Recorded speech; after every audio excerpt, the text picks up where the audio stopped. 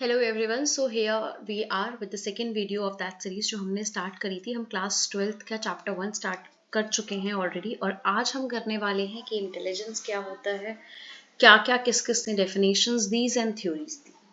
ठीक है, सो Oxford dictionary के अकॉर्डिंग अगर हम देखें तो इंटेलिजेंस की डेफिनेशन है कि आप किसी चीज़ को परसीव कैसे कर रहे हो, उसका मीनिंग कैसे निकाल रहे हो, उसे लर्न कैसे कर रहे हो, उसे समझ कैसे रहे हो या उसे जान कैसे रहे हो। This is intelligence to according to that Oxford dictionary. Alfred Binet की बात करें तो वो सबसे पहले साइकोलॉजिस्ट थे एक्चुअली जिन्होंने इंटेलिजेंस पे काम किया, या बोल सकते हैं कि बहुत सारा फॉर्मल असेसमेंट उन्होंने स्टार्ट किया कि हम कैसे फाइंड करेंगे, कैसे क्या करेंगे।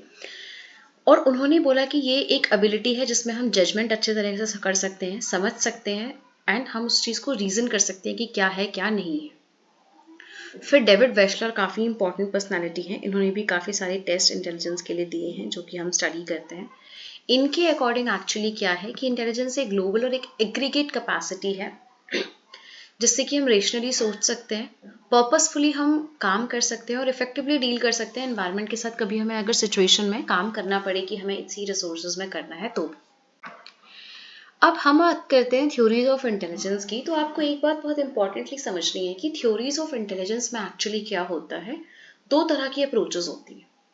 हर थ्योरी को इस दो अप्रोचेस में डिवाइड किया जाता है। पहली है साइकोमेट्रिक अप्रोच और दूसरी है इंफॉर्मेशन प्रोसेसिंग अप्रोच। ध्यान से समझिए, बहुत ही फाइन लाइन डिफरेंस है इनके बीच में, कई बार समझ नहीं आता, बच्चों को कंफ्यूजन हो जाता है। तो साइकोमेट्रिक अप्रोच एक ऐसी अप्रोच है जहां पर हम क्या करते हैं, हम ये बोलते हैं कि इंटेलिजेंस जो है एक अग्रीगेट ऑफ एबिलिटीज है। मतलब बहुत सारी अलग अलग एबिलिटीज जब एड ऑन होती है तो इंटेलिजेंस बनता है। जबकि इंफॉर्मेशन प्रोसेसिंग अप्रोच ये बताती है कि कैसे एक इंटेलिजेंट पर्सन काम करता है, सोचता है, या क्या प्रोसेस होता है, क्या कॉग्निटिव प्रोसेस वो पर्सन करता है जो इंटेलिजेंट होता है। Okay, the actual process is told by this. अब हम थ्योरीज करेंगे कि कौन सी थ्योरी किस में आती है। तो सबसे पहले एल्फ्रेड बिने ने, जैसे कि हमने बात करी कि पहले साइकोलॉजिस्ट थे जिन्होंने बताया कि हम क्या क्या इंटेलिजेंस को किस तरह से असेस कर सकते हैं, फाइंड कर सकते हैं।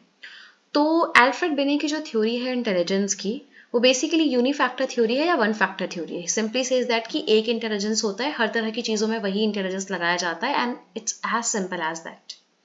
और बिने ने टेस्ट बनाया, उसी बेसिस पे उन्होंने टेस्ट बनाया छोटे बच्चों के लिए। लेकिन 1927 में चार्ल्स पियरमैन आए, उन्होंने कहा कि नहीं, टू फैक्टर थ्योरी होती है जिसमें बेसिकली दो तरह के फैक्टर्स होते हैं। एक होता है जनरल फैक्टर जो नॉर्मल सब में होता है और वो हर चीज़ में इस्तेमाल होता है, जैसे कि आपके पढ़ाई लिखाई, गाना गाना, कुछ और काम करना, उन सब में जनरल फैक्टर का इस्तेमाल होता है।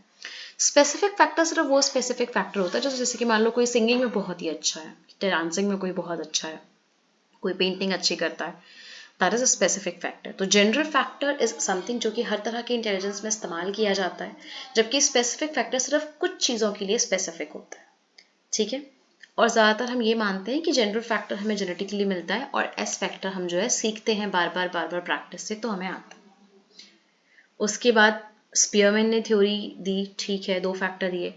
फिर अगली दी लुइस थर्स्टन ने थ्योरी। उन्होंने कहा कि ये दो फैक्टर्स नहीं होते, उन्होंने कहा मेंटल एबिलिटीज होती है।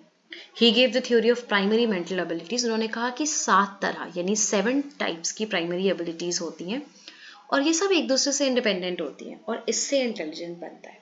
जैसे कि वर्बल कॉम्प्रिहेंशन, वर्ड्स में आप कितने अच्छे हो, मीनिंग कैसे समझ पाते हो या नहीं। न्यूमेरिकल एबिलिटीज, इसकी आप नंबर्स के साथ कितना अच्छे से डील कर पाते हो। स्पेशल रिलेशन सेज दैट कि आप विजुअलाइज कैसे कर पाते हो इमेज को, स्पेस की अंडरस्टैंडिंग कितनी है आप में। परसेप्चुअल स्पीड सेज दैट कि कोई भी चीज़ आपको दी है तो उसको आप परसीव करने में, उसका मीनिंग निकालने में कितना समय लगाते हो, कितना जल्दी कर लेते हो। वर्ड फ्लुएंसी, इसके शब्दों का इस्तेमाल आप कितना फ्लुएंटली या फ्लेक्सिबली कर पाते हो कि नहीं कर पाते हो, आप कितने अच्छे से वर्ड्स बोलते हो, लिखते हो specifically. Then you have memory. Memory is basically कि आपको कितना समय तक या कितना अच्छी तरीके से चीज़ें याद रहती हैं। इंडक्टिव रीजनिंग इज बेसिकली कि आप छोटी छोटी स्पेसिफिकेशन से एक जनरल थ्योरी निकाल सकते हो कि नहीं, आप रीजनिंग उस तरह से कर सकते हो कि नहीं, इंडक्टिव रीजनिंग आप उस तरह से कर सकते हो कि नहीं। ओके, उसके बाद नेक्स्ट थ्योरी दी ऑर्थर जेनसन ने, who talked about level 1 and level 2 intelligence. Simply says that level 1 intelligence is associative learning, मतलब आपने रोट लर्निंग कर लिया, रटिफिकेशन कर लिया, आपने रट के आपने चीज़ें याद कर ली, ABCD GHIJ के आपने याद कर लिया, आपने सुना दिया, कुछ डिफरेंस नहीं है। Level 2 is basically cognitive competence, जहाँ पर एक तरीके से होता है कि आप जो याद कर रहे हो ना उसको आप इस्तेमाल बहुत अच्छे से करते हो। जैसे कि लेवल 1 में तो क्या होगा, इनपुट जो है वो आउटपुट के इक्वल है, ABCD सेम सेम आपने याद किया, सेम सेम बोला। लेकिन लेवल 2 की जब बारी आएगी उसमें क्या होगा, आप कुछ चीज़ पढ़ोगे, लर्न करोगे, वर्ड्स आपने देखे और आप उसका इस्तेमाल कर रहे हो अच्छे अच्छे वर्ड्स बनाने में, अच्छा से कुछ लिखने में, दैट इज लेवल 2 कॉम्पिटेंस। मतलब आप कर रहे हो लर्न, कुछ इनपुट आपका जा रहा है लेकिन आउटपुट आप काफ़ी इफेक्टिव आउटपुट दे रहे हो, काफ़ी अच्छा आउटपुट दे रहे हो। लास्ट ईयर इस पर क्वेश्चन भी आया था, मैं जब लास्ट ईयर पेपर कराऊंगी उस टाइम पे हम इसे ज़रूर डिस्कस करेंगे। Then you have JP Guilford. JP Guilford ने एक्चुअली एक स्ट्रक्चर ऑफ इंटेलेक्ट मॉडल दिया and it is basically like a cuboid and a 3D model. उन्होंने इस तरह का 3D मॉडल दिया जिसमें जैसे कि लेंथ, ब्रेथ और विड्थ होती हैं, उसी तरह से उन्होंने दिया कि ऑपरेशंस, कंटेंट एंड प्रोडक्ट, ठीक है, जिसमें 6 ऑपरेशंस, 5 कंटेंट्स एंड 6 प्रोडक्ट्स थे। तो 6 ऑपरेशन क्या क्या है, कॉग्निशन, मेमोरी रिकॉर्ड कैसे कर रहे हो, मेमोरी को रिटेन कैसे या कितना देर तक कर पा रहे हो, डाइवर्जेंट प्रोडक्शन यानी क्रिएटिविटी कितनी है, कन्वर्जेंट प्रोडक्शन यानी कि आप कितने कम उसमें आप आंसर निकाल सकते हो कि बहुत सारे क्वेश्चंस का एक ही तरह से आप सोल्यूशन कैसे दे सकते हो, एंड एवेल्युएशन, आप क्या कर रहे हो, that is operation. Then you have content कि एक्चुअली किस चीज़ पे आप काम कर रहे हो, कि वो चीज़ विजुअल है, ऑडिटरी है, सिमेंटिक है, बिहेवियरल है, ओके, दिस इज। उसके बाद और सिंबॉलिक, सो 5 हो गए। Then you have product. Product में क्या होता है, जो फाइनल बना, which is units, classes, relation, system, transformations and implications, कौन सा किस तरह से रिलेटेड है, कैसे है। तो एक लेंथ, एक ब्रेथ और एक हाइट से जैसे एक कॉलम बनेगा, उसी तरह से एक ऑपरेशन, एक कंटेंट और एक प्रोडक्ट को आप बनाओगे तो एक क्यूब बनेगा छोटा सा, जैसे कि आप देख सकते हो इस पे एक छोटा सा ये वाला क्यूब बनेगा, सब छोटा वाला, उसे हम देते हैं और उसे हम कहते हैं कि वो एक एबिलिटी है। तो इस तरह से उन्होंने क्या किया, 180 एबिलिटीज दी ना, आप सोचो 6 इंटू 5 इंटू 6 कितना होगा, 180 एबिलिटीज होगा। तो 180 एबिलिटीज उन्होंने दी, 180 सेल्स दिए, लेकिन वो इतने हो गए कि वो उनको नेम नहीं कर पाए, पर उन्होंने कहा कि इन सब से मिलकर इंटेलिजेंट बनता है। अब जितनी भी थ्योरीज हमने करी है वो सब साइकोमेट्रिक अप्रोच के अंडर थ्योरीज है, जहां पर हम ये बात करते हैं कि एग्रीगेट ऑफ एबिलिटीज है, एबिलिटीज मिलती हैं, इंटेलिजेंस बनता है। I hope this much is clear. I know थोड़ा क्रिप्स में बताया है क्योंकि टाइम लिमिटेड है यूट्यूब वीडियो के लिए, तो आप कोई भी डाउट है आप पूछ सकते हैं आराम से, आप ईमेल कर सकते हैं, you are free to do that. उसके बाद हम बात करते हैं थ्योरी ऑफ मल्टीपल इंटेलिजेंस। अब ये जो थ्योरी है ना, ये कहती है कि इंटेलिजेंस के अंदर एबिलिटीज अलग अलग नहीं होती, जबकि इंटेलिजेंस ही अलग अलग तरह के होते हैं। And it was given by Howard Gardner, okay, and it talks about 8 types of intelligence, जिसमें सबसे पहला है लिंग्विस्टिक, कि आप लैंग्वेज यूजेज कितना अच्छे से कर रहे हो, poets and writers are best on this.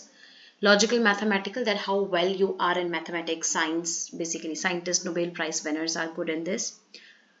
Spatial is that how you good are at visualizing the things, so you can be a good pilot, you can be a good painter, you can be an interior decorator, sculpture, etc.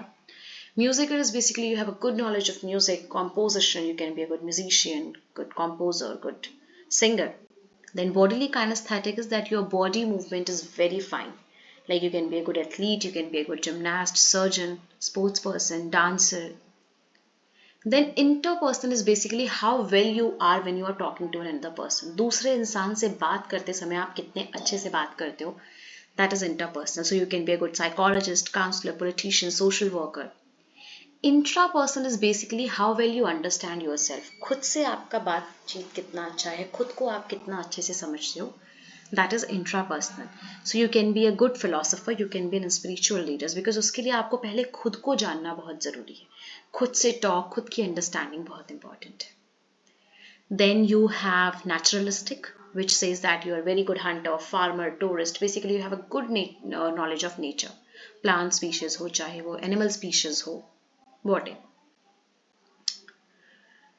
Okay. Now we will come to the second approach जो हमने पढ़ी थी, which is information processing approach, क्योंकि अब हम जो theories करने वाले हैं वो इंफॉर्मेशन प्रोसेसिंग अप्रोच की थ्योरीज है। सबसे पहली थ्योरी इसमें है triarchic theory of intelligence, which was given by Robert Sternberg. तो रॉबर्ट स्टर्नबर्ग ने बोला कि ये एक एबिलिटी है जिसको अडेप्ट आप कर सकते हो, शेप कर सकते हो या सेलेक्ट कर सकते हो। फॉर एग्जाम्पल, आप कोई हार्श कंडीशन में आपको कुछ काम करना है, या तो आप अडेप्ट करके कर लोगे, जैसे गर्मी है या सर्दी है, इधर यू विल शेप दैट, आप कुछ शेड बना लोगे अपने लिए, कुछ अगर सर्दी है तो कपड़े पहन लोगे, आप कुछ ना कुछ उसे एनवायरनमेंट को मोल्ड कर दोगे अपने हिसाब से। वो भी नहीं हो पाया तो आप एनवायरनमेंट सेलेक्ट करोगे, आप उसे छोड़ के कहीं और काम करने चले जाओगे या आप कुछ और करोगे। तो इंटेलिजेंट पर्सन के पास ये 3 क्वालिटीज होती हैं। इस पे भी अगेन क्वेश्चन आया था last year, I will tell you definitely when we will do the last year sample question papers. अब 3 तरह के इंटेलिजेंस कौन से हैं वो देखो। सबसे पहला है कॉम्पोनेंशियल इंटेलिजेंस, जिसका दूसरा नाम एनालिटिकल इंटेलिजेंस है। सो ये बहुत इंपॉर्टेंट है कि आप दोनों ही तरह के नेम जो इंटेलिजेंस के हैं वो याद करो। तो सबसे पहले इसमें क्या हम समझते हैं कि आपको कोई चीज़ एनालाइज करनी है, आपको कोई चीज़ समझनी है, आपको देखना है कि क्या है, कैसे है, अंडरस्टैंडिंग आपको उसकी बिल्ड करनी है। इसमें 3 प्रोसेस हैं। सबसे पहला है knowledge acquisition. Suppose you have to bake a cake, so you will acquisit the knowledge कि कैसे एक्चुअली ये चीज़ करी जाती है। Second step will be your meta और basically the higher order component, then you will cognitively think कि मैं इसे कैसे कैसे अब करूँगा या करूँगी, किस तरह से मैं सामान लेके आऊँगी, मुझे कहाँ पे कैसे करना है। This will be your second thing, which is meta. So okay, knowledge acquisition, then you have meta, and the last is your performance component, is basically whenever you actually go and perform that particular activity or the thing which you were preparing. समझ गए? ये कॉम्पोनेंशियल या analytical का part है। बाकी जो 2 intelligence है वो है एक्सपीरियंशियल, या इसी का नाम है creative. It basically says that कि आपने पहले कुछ ऐसा किया है या आपने किसी चीज़ से एनकाउंटर किया है जिससे कि आपको कोई ना कोई एक्सपीरियंस हुआ है और अब आप उसे क्रिएटिवली इस सिचुएशन में यूज़ कर रहे हो। फॉर एग्जाम्पल, मैं आपको बोलूँ कि नाइफ नहीं है, you have to do something with this only, so आप कुछ ना कुछ क्रिएटिव सोच के उसको काम कर रहे हो। And the last is your contextual और your practical intelligence, which basically says that कि उस कॉन्टेक्स्ट में आपको क्या यूज़ करना है वो आपको पता होना चाहिए। प्रैक्टिकली आपका जो इंटेलिजेंट है वो इस्तेमाल होना चाहिए। ऐसे लोग बिजनेस सेंस वाले होते हैं या स्ट्रीट स्मार्टनेस वाले होते हैं जो काफ़ी अच्छे सेलर्स होते हैं, काफ़ी अच्छे से बिजनेस कर लेते हैं। वो जानते हैं कि कहाँ पर किस चीज़ की रिक्वायरमेंट है। They are very smart in that, and that is practical intelligence and contextual intelligence. ये 3 तरह के हैं। Okay, this is an information processing approach, right. Then we will do the next, which is PASS model, which is planning, attention, arousal, simultaneous, successive model, and was given by J.P. Das, Jack Negledy and Kirby. So इसमें हम basically क्या बोलते हैं, लिखा पास है लेकिन इसकी series जो है ए पहले आता है। आप देखो कैसे, पहला आपका अराउजल है। आप सोचो कि अगर आप नींद में हो या आप डेजी हो, आपको लगता है आप कोई चीज़ समझ पाओगे या कुछ सुन पाओगे या आप अटेंड कर पाओगे या लर्न कर पाओगे किसी चीज़ को, नहीं कर पाओगे। So the first step is you need to be very attentive toward that thing. ठीक है, जैसे कि आप अटेंशन आप उस चीज़ को दिखाओ। जैसे कि आप रेडी हो, कोई आपको पढ़ा रहा है, आप पढ़ रहे हो, आप सुन रहे हो, तो अराउजल फर्स्ट स्टेप है। देन आपने समझ लिया, ठीक है। उसके बाद आपकी प्रोसेसिंग होती है माइंड में, ईदर साइमल्टेनियस और सक्सेसिव। तो as the name suggest, simultaneous is something जैसे एक साथ आप सब प्रोसेस कर रहे हो, आप एक साथ देख रहे हो ड्राइंग कैसी है, एक साथ आपने चीज़ें देखी कैसे लर्न करना है। सक्सेसिव इज बेसिकली जहाँ पर सीरियल में चीज़ें होती हैं, जैसे 1 के बाद 2, 2 के बाद 3, 3 के बाद 4, एक के बाद एक आपको जहाँ पर एनालाइज करना है ब्रेन, ठीक है। And then you have planning.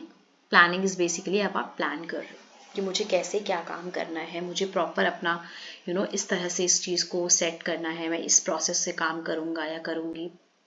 That is your planning and that is the highest cognitive function. Okay, so ये सब तरह के होते हैं। उसके बाद इसमें CAS which is cognitive assessment system जो है वो दास एंड नेग्लेडी ने दिया था, जो कि एक बैटरी ऑफ टेस्ट है। मतलब इसमें बहुत सारे टेस्ट हैं और ये स्कॉलरशिप टेस्ट है, स्कूलिंग के लिए इस्तेमाल किया जाता है 5 से 18 साल के बच्चों के लिए, और ये काफ़ी यूज़फुल है इसके लिए, इसका काफ़ी इस्तेमाल है। और क्योंकि ये नॉन वर्बल है तो ये किसी भी कल्चर के बच्चों को या दिया जा सकता है, क्योंकि इसमें लैंग्वेज नहीं है तो कल्चर बायसनेस आने के चांसेस इसमें नहीं होते। Okay, so this is also an information processing approach to intelligence. Okay, so we are done with the intelligence definition and theories. I know it was a bit fast, but because of the limited duration also we can do this much. आपको कहीं भी कोई confusion है, if you have any doubt, any query, do write in the comment section. We'll definitely reply you and get your doubt clear. We have done all the theories and definitions also. So in the next series, the next class actually, we will do individual differences in intelligence and we will move ahead with the chapter. Because as I promised you that we're going to complete all the chapters for sure before your exams. So stay tuned and follow the channel, subscribe the channel, turn the notifications on. Also share it with the people who actually need it, who are your friends in the 12th class, 11th class, because soon we are going to start with the 11th class series also. So do that also. That's it for today now. Thank you so much. Take good care. Bye bye.